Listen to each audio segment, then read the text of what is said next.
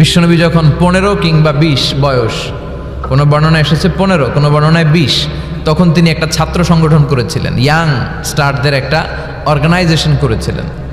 ওটার নাম তিনি দিয়েছিলেন হালাফুল ফুদুল। হালাফ মানে শপথ, oath, we take an oath in the name of Allah. আল্লাহর নামে শপথ নেয়ারে বলে হালাফ। আর ফাদিলা, ফাদলুন, এগুলোর প্লুরাল হচ্ছে ফুদুল। ফুদুল মানে ভালো কাজ। ভালো ভালো কাজের উপর বিশ্বনবী যুবকদেরকে একত্রিত করলেন যে মক্কা শহরে কোনো টেন্ডারবাজি চলবে না, কোনো চাঁদাবাজি চলবে না, দুর্বলের উপর সবলের অত্যাচার চলবে না, জালিমের জুলুম চলবে না, হত্যা চলবে না, ধর্ষণ চলবে না, রাহাজানি চলবে না।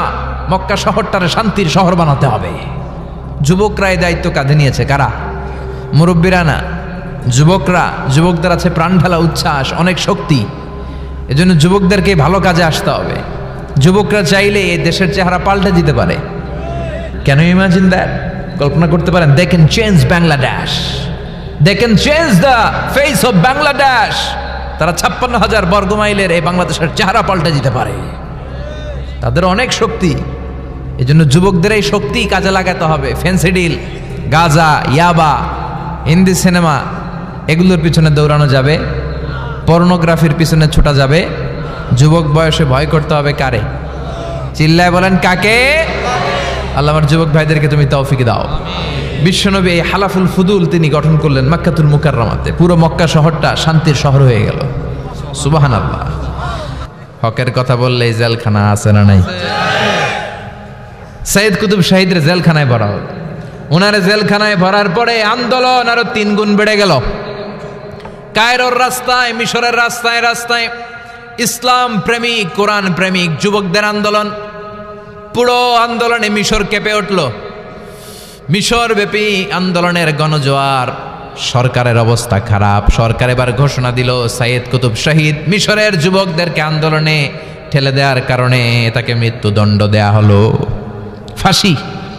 যুগে যুগে কোরআনের পক্ষে যারা, এদের কাছে ফাঁসির রশি আছে না নাই? কিন্তু এই ফাঁসির রশিকে তারা থোড়াই কেয়ার করে চিল্লায় বলেন ঠিক কিনা? ফাঁসি। সৈয়দ কুতুব শহীদের ফাঁসির রায় দেয়া হলো। আদালত থেকে ফাঁসির রায় বহাল রাখা হলো। যেদিন ফাঁসি দেওয়া হবে তার 1 ঘন্টা আগের ঘটনা। কারা কর্তৃপক্ষের নিয়ম অনুযায়ী, জেল কোডের নিয়ম অনুযায়ী জেলখানার যিনি ইমাম আছে না, উনি 1 ঘন্টা আগে আইসা এই কালিমা পড়ায়। যারা ফাঁসি দেওয়া হবে আরে পড়ায় লা ইলাহা মুহাম্মাদুর। তো সৈয়দ কুতুব শহীদকেও কালিমা পড়ানোর জন্য ইমাম সাহেব আসছে। ফাঁসির বাকি কয় ঘন্টা? এসে বলে সৈয়দ কুতুব শহীদ আপনি পড়েন লা ইলাহা ইল্লাল্লাহ। সৈয়দ কুতুব শহীদ বলে আমারে তুই কালিমা শিখাইস না, আমি কালিমা খুব ভালো জানি। যেই কালিমা পড়ানোর কারণে সরকার তোরে বেতন দেয়, ওই কালিমার ব্যাখ্যা করার কারণে সরকার আজকে আমারে ফাঁসি দেয়। তুই কালিমা পড়াস, তোরে টাকার বান্ডিল দেয়, আমি কালিমার ব্যাখ্যা করার কারণে ফাঁসির মঞ্চে দাঁড়াই। চিল্লায় বলেন ঠিক কিনা? তার মানে তোর কালিমা আমার কালিমা এক কালিমা না। এই 2 কালিমার মধ্যে পার্থক্য আছে না নাই? তোর ইমানি চেতনা আমার ইমানি চেতনা এক ইমানি চেতনা নয়। তোরে টাকা দেয়, আমারে ফাঁসি দেয়, তার মানে 2 চেতনা আলাদা। চিল্লায় বলো ঠিক কিনা? এজন্য আল্লাহ ডেকে বললেন গোলাম এটা বিপ্লবী বাণী। এই কালেমার আন্দোলন যারা করে তারা আল্লাহ ছাড়া পৃথিবীর কাউরে ভয় পায় না। আর তারা চায় কালেমার পতাকা পৃথিবীর মধ্যে যেন পথ করে উড়ে। ঠিক কিনা? বাংলার জমিনে কালেমার পতাকা উড়ুক আমরা চাই কি চাই না? কোনো একদিন এ দেশের আকাশে কালিমার পতাকা উড়বে। সেদিন সবাই খোদাই বিধান পে দুঃখ বেদনা ভুলবে। কোনো একদিন এ দেশের আকাশে কালিমার পতাকা উড়বে।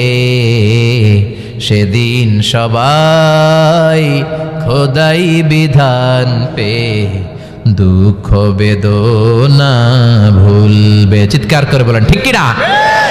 এই কালেমার সমাজ যদি হয়, ওই সমাজে কেউ লাঞ্ছিত হবে না, ওই সমাজে কোনো নারী নিগৃহীতা হবে না, ওই সমাজের কোনো কাজের মেয়েরা ধর্ষিতা হবে না। ওই সমাজে দুর্নীতি থাকবে না, ঘুষ থাকবে না, চাঁদাবাজি থাকবে না, টেন্ডারবাজি থাকবে না। সমাজটারে শান্তি দিয়ে সমৃদ্ধ করে দিবে কে? আপনি ছোট থাকতে চাইবেন, আপনারে বড় বানাবে কে? আর আপনি নিজে যদি বলেন আমি বড়, থাপ্পড় মেরে আপনারা নিচে নামাই দিবে কে? এজন্য বিশ্বনবী দোয়ায় বলতেন, আল্লাহুম্মা জাআলনি সাবুরা ওয়াজআলনি শাকুরা ওয়াজআলনি ফি আইনি সাগীরা ওয়া ফি আয়ুনিন নাসি কাবীরা। ও আল্লাহ, আপনি আমারে ধৈর্যশীল বানান, আপনি আমারে শুকরগুজার বান্দা বানান, আমার চোখে আমারে আপনি ছোট বানান, মানুষের চোখে আপনি আমারে বড় বানান। সুবহানাল্লাহ পড়েন। এজন্য সবসময় শুকরগুজার থাকার চেষ্টা করতে হবে। রাজি আছেন তো? যে কোনো মুহূর্তে, যে কোনো পরিস্থিতিতে আমরা শুকরিয়া করব কার? চিল্লায় বলেন কার? এত অত্যাচার অনাচারের পরে যখন মক্কা বিজয়ের ক্ষণ আসলো, এই মক্কাকে বিশ্বনবীর করতলগত করে দিল কে? ফাতে মক্কা হলো। বিশ্বনবী চাইলে পিষে পিষে প্রতিটা কাফের মুশরিককে শেষ করে দিতে পারতেন, ঠিক কিনা? কিন্তু বিশ্বনবী বললেন, লা তাসরিবা আলাইকুমুল ইয়াউম ইযহাবু আনতুমুত তুলাকা। কোনো রিভেঞ্জ চলবে না আজকে, কোনো প্রতিশোধ নাই। একেবারে বড় যুদ্ধাপরাধী যারা, মারাত্মক যারা অফেন্স করেছে, তাদেরকে শাস্তির আওতায় আনা হবে, বাকি সবাইকে আমি ক্ষমা করে দিলাম। In the long history of the world, there is no instance of magnanimity and forgiveness which was showed by our beloved Prophet Muhammad when all of his enemies laid under his feet and he forgave them one and all. পৃথিবীর গোটা পৃথিবীর ইতিহাসে এরকম নজির কোথাও পাওয়া যায় না, যাকে এত অত্যাচার করে বিতাড়িত করা হয়েছে, নির্বাসন দেয়া হয়েছে, হিজরতে বাধ্য করা হয়েছে। তিনি যখন ওই শহরকে আবার বিজয় করলেন, কাউকে আঘাত করলেন না, আগুন জ্বালিয়ে শহরটাকে জ্বালিয়ে দিলেন না, ওদের বংশকে নির্বংশ করলেন না, বরং মুচকি হেসে উনি বললেন, যাও ক্ষমা করে দিলাম। কি ধৈর্যশীল ছিলেন। আবার দোয়াও করতেন, আল্লাহুম্মা জাআলনি সাবুরা, আল্লাহ আপনি আমার ধৈর্য বাড়ায় দেন, ওয়া জাআলনি শাকুরা, আপনি আমার শুকরগুজার বানান, ওয়া জাআলনি ফি আইনি সাগীরা, আল্লাহ আমার চোখে আপনি আমার ছোট বানান, ওয়া ফি আয়ুনিন নাসি কাবীরা, আল্লাহ মানুষের চোখে আপনি আমারে বড় বানান। কি মানুষ ছিল, নিজের চোখে নিজে ছোট থাকতে চাইতেন। আমরা নিজের চোখে নিজের বড় মনে করি, এরকম ডাকাইত আছে না নাই? নিজেরাই নিজে মনে করে কত বড় সাহেব, লাট সাহেব।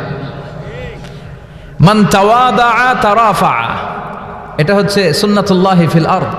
মান তাওয়াদা তারাফা, যে নিচে নেমে থাকতে চায় আল্লাহ ওরা টেনে উপরে উঠায়, আর যে খালি উঠতে চায়, হিংসা করে অহংকার করে উপরে ঠেলতে চায়, ওরা নিচে নামায় দেয় কে? সাইয়েদনা আদমকে আল্লাহ বললেন, আদম সাল্লিমা আলা উলাইকান নাফার লাম্মা খালাকাল্লাহু আদামা ওয়া কানা তুলহু 60 যিরাআন। নিচে নেমে গেলে যে উপরে ওঠে, আর উপরে উঠতে চাইলে যে নিচে নামে, উদাহরণ দেখেন। আদম আলাইহিস সালামকে তৈরির পর আল্লাহ বললেন, আদম সাল্লিমা আলা উলাইকান নাফার, এই ফেরেশতাদের সালাম দাও। কি দাও?